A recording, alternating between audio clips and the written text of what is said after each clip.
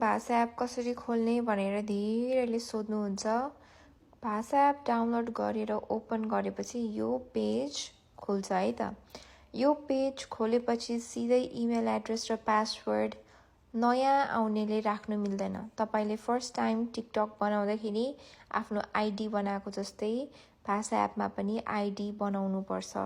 त्यही भएर यहाँ तल खाता बनाउनुहोस्, क्रिएट अकाउन्ट, यसमा जानुहोस्। यहाँ तल दिएकोमा भाषामा नयाँ हुनुहुन्छ, खाता बनाउनुहोस्, यसमा जानुहोस् है। यहाँ तल क्रिएट अकाउन्टमा गएपछि यहाँनिर आफ्नो इमेल एड्रेस लेख्नुहोस्।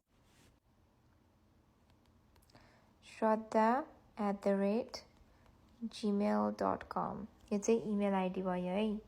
अब पासवर्ड चाहिँ हामीले के राख्ने त? फ्राइडे 1 2 3। फेरि यहाँनिर गएर फ्राइडे 1 2 3।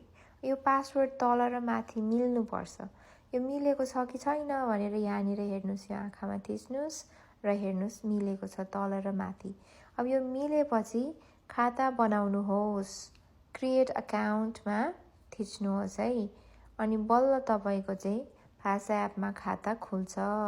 यो चाहिँ नयाँ युज गर्नेहरूको लागि हो। अब भाषा एपको मेम्बरसिप लिनु छ भने यहाँ सब्सक्राइब गर्न सक्नुहुन्छ, नत्र भए यो माथिको क्रसमा थिच्नुहोस् र भाषा एप चलाउन सुरु गर्नुहोस्।